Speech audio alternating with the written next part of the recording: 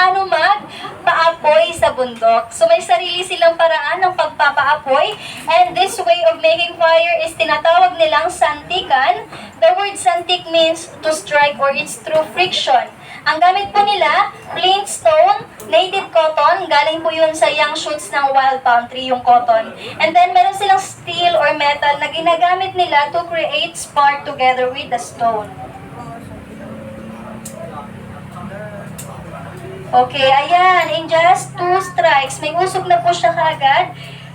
Ang gagawin po niya is, ibublow gamit po ang mga dry grasses. So yung iba po sa kawayan gumagawa ng apoy, sa kanila ganito po ang paraan nila. Santikan. And at their young age, alam na po nila kung paano gawin ito dahil tinitrain na po sa kanila habang bata pa lang as part of their survival in their village up in the mountain. Ayan. Okay, may apoy na po.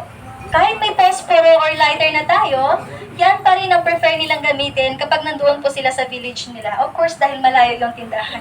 Pag naubos yung posporo, wala na. Ayan pong bato, marami sa kanila niyan sa bundok. Yung hawak po niya sa right hand niya, yung sinisindihan, yun ang torch nila kapag gabi.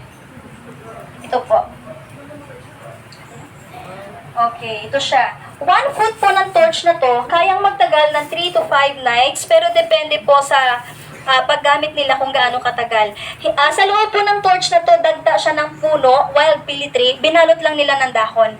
Naniniwala po ang tribe na ang usok nito kayang magtaboy ng bad luck or bad spirit, and gamot din nila ito sa sakit ng ulo, sakit ng tiyan, or kapag nahihilo, ganun po. Paamoy ko lang po